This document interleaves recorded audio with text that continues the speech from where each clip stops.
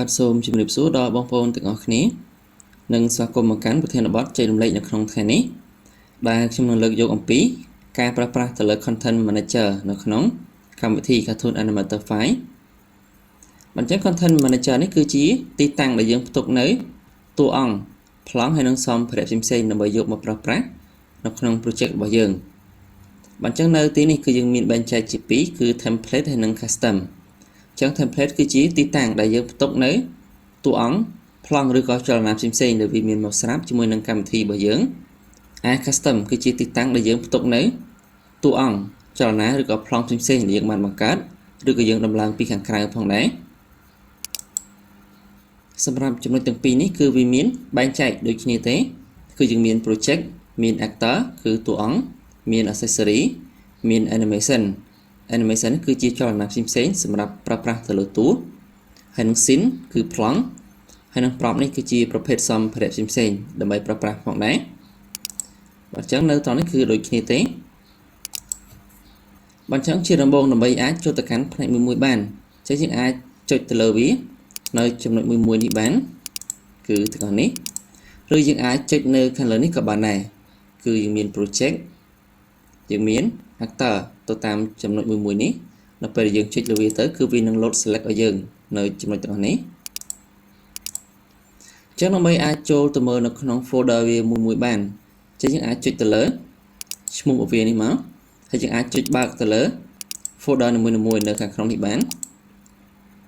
យើងអាចចុច double click ទៅលើវាទៅគឺវានឹងបើកចូលទៅក្នុងនេះហើយឬយើងអាចទម្លាក់នៅសញ្ញាត្រីកោណតូចនៅខាងkiaនេះអញ្ចឹងគឺវានឹងទម្លាក់ folder ដែលវានៅខាងក្នុងនេះបន្ថែមទៀតអញ្ចឹងនៅពេលដែលយើងឃើញទៅលើសញ្ញាត្រីកោណនេះគឺវាបញ្ជាក់ថាវាមាន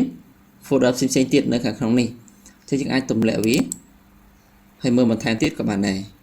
អញ្ចឹងដូចនៅតនេះគឺវាមានតែរូប folder ទេអញ្ចឹងគឺវាអត់មានជា folder បន្ថែមនៅក្នុងនេះទេគឺវាមានតែជាប្រភេទ file តែម្ដងនៅត្រង់នេះដូចខាងលើនេះគឺវាមាន folder មួយតង់ទៀតយើងទម្លាក់មើលវាមកអញ្ចឹងគឺវាមាន folder 2ទៀតនៅក្នុងនេះអញ្ចឹងដើម្បីអាចមើលបានយើងគ្រាន់តែចុចទៅលើ folder វាមួយទៅគឺយើងអាចឃើញទៅលើ file ផ្សេងៗនៅក្នុង folder នេះហើយគឺបែបនេះអញ្ចឹងគឺដូចគ្នាទេទៅលើផ្នែកផ្សេងៗដូចជាចលនានេះយើងអាចចុចលើវាហើយយើងបើក folder នីមួយៗនៅខាងក្នុងនេះឬយើងអាចចុចទម្លាក់នៅខាងkiaនេះហើយយើងចុចមើលទៅលើ folder វាមួយនេះមកបែបនេះ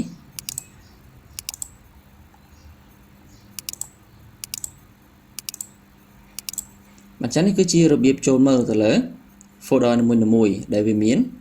folder ច្រើននៅក្នុង folder ធំរបស់វាចឹងយើងអាចទម្លាក់វាចូលវិញបានដោយចុចនៅសញ្ញាត្រីកោណនេះម្ដងទៀតបាទហើយមួយទៀតនៅក្នុង template នេះផងដែរគឺយើងត្រូវស្ថិតនៅក្នុង item នេះបើយើងស្ថិតនៅក្នុង pack នេះគឺវានឹងបង្ហាញជា thumbnail ធំទាំងនេះតែម្ដងអញ្ចឹងគឺយើងត្រូវចុចចូលទៅក្នុងវាបែបនេះអញ្ចឹងដើម្បីងាយស្រួលគឺយើងប្រើប្រាស់នៅក្នុងផ្នែក item មួយនេះអញ្ចឹងគឺវាមានបែងចែកជា folder ផ្សេងៗដូចទៅក្នុង custom នេះដែរបាទហើយបន្ទាប់ពីនេះដើម្បីងាយស្រួលនៅក្នុងការពិនិត្យមើលទៅលើ file របស់យើងអាចបើកទៅលើ show sub folder item នៅខាងក្រោមនេះក៏បានដែរអញ្ចឹងនៅពេលដែលយើងបើកទៅគឺវានឹងបង្ហាញ file ទាំងអស់ដែលវាស្ថិតនៅក្នុង folder របស់វាអញ្ចឹងគ្រូអាចបើកសាកមើលត្រង់នេះអញ្ចឹងនៅពេលដែលខ្ញុំបើកទៅលើ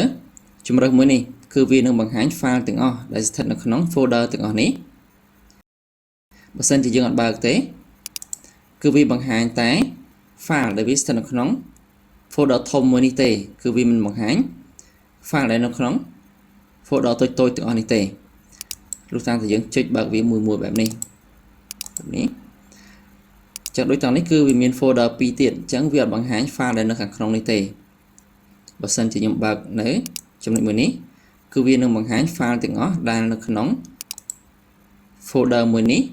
ហើយនៅក្នុង folder តូចរបស់វាទាំងពីរគឺនៅក្នុងនេះដែរអញ្ចឹងគឺវាបង្ហាញមកទាំងអស់តែម្ដងអញ្ចឹងខ្ញុំអាច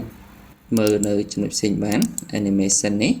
យើងចុចលើវាទៅអញ្ចឹងគឺវានឹងបង្ហាញគ្រប់ចលនាទាំងអស់ដែលនៅក្នុង folder តូចៗរបស់វានៅក្នុងនេះទាំងអស់ hay một tiết chẳng ai mơ một kháng kia này cứ ví miền nơi bằng tham tiết nơi kháng kia này để sao vì đảo đo thằng này chẳng mà đo hàng crom hay cứ việc toàn ở tề chẳng ai chụp mơ nơi kháng kia này tiết bàn đấy chẳng cứ vì trôn một thiệp tp chính anh ô tờ lờ mở bán hay những anh chơi từ bẩn tó hay những ô mơ mà crom bình tiết tới chẳng cứ vì nó bằng hai gì bẩn to một top hồ đỏ on này bản chất này cứ show sub folder hay mới tiết percent thì dưỡng chọn plug đầu từ lớn tùm rong view rồi bó file tiếng này chương chào mơ tôi được thông ấy những ai plug đầu bán nhưng ai chơi mà làm nơi cái lại chụp lại tụt tây này mà chỉ mơ cái lại toggle view này chứ những ai rồi chia tùm hôm tôi được thống được ta mà quay điện trong bàn nơi tàu này rồi những ai chụp control năng lực mũi của bạn đấy chắc cứ vì năng plug đầu pi mùi tùm rong từ mùi tùm rong chắc nhâm vô tùm rong đám cứแบบนี้bạn chẳng cứ miên tai phần y tế nhưng ai bật từ show sub folder item này hay mũi tiện từ lỡ cá xoay rộng từ lỡ cho là nào được có tụ ong chim xé như ái pra từ lỡ một nghề sợi nhị bán chẳng là mấy sới dân trịch nơi không đi mở hay dân vì mình trâu tới thời gian trang rô từ lời kì bởi sân chỉ dân scotch mút rồi cái dân ai smart mới bán chẳng như ai rộng cho là nào chỉ một phết đào chẳng như vì vọt trâu thế vì thấy dân trịch enter mà chẳng cứ vì nâng trâu mà hơi còn phần tái nó bê khá bởi sân chỉ dân nới lờ folder xình đại viện mình cho là nà nâng rồi có mua nâng chẳng cứ việc bằng hàng thế chẳng cứ dân tơ thật nơi ấy tới folder bảo vì rồi cứ dân ai thật nơi folder on này các bạn đấy chẳng cứ vì nâng sơi tiếng on nó không folder tiếng on này rồi dân ai chọn select lớn folder nào mỗi các bạn này cứ đối chí folder animation này để sang cho là đào và dẫn cứ dân chọn rộng mơ nó không folder animation chẳng dân ai chọn selectលើវាបានគឺแบบนี้នៅក្នុង custom គឺដូចគ្នាជាងអាចចុចលើវាមកហើយមួយទៀតសម្រាប់ content manager នេះផងដែរគឺវាអាចខុសគ្នាពី stage mode ហើយនឹង composer mode ចឹងថាខ្ញុំទាញទៅលើតួអង្គណាមួយមកដាក់ខ្ញុំលុបទៅលើចលនា search នេះចេញសិនចឹងយើងបើក folder វាមួយមកខ្ញុំទាញចូលchẳng nó không composer mode cứ nơi càng kia ní chẳng nó không content manager này composer mode này giờ mở móc cứ vì bằng hai màu không này chẳng cứ vì miền actor miền head hay là miền body này sẽ đàm chẳng anh mở một bán cái này cứ actor cái này cứ head chứ những ai chọn select nơi hàng nông ní được còn nơi color ní của bạn này cho nó không head này cứ vì miền folder tôi tiệt đối chí head face nâng trên trang này sẽ đám những ai chụpតាម folder វាមួយបានឬយើងអាចចុចនៅខាងក្រោមនេះក៏បានដូចគ្នាផងដែរនេះក្នុង custom ក៏មិនខុសគ្នាដែរយើងអាចទម្លាក់បើកទៅលើ folder វាមួយនៅខាងក្នុងនេះបានចឹងគឺមានតែប៉ុណ្្នេះទេសម្រាប់ការបង្ហាញទៅលើការប្រើប្រាស់ content manager អញ្ចឹងយើងនឹងជួបគ្នាជាបន្តទៅលើប្រធានបទផ្សេងៗទៀតនៅវីដេអូក្រោយៗបាទសូមអរគុណ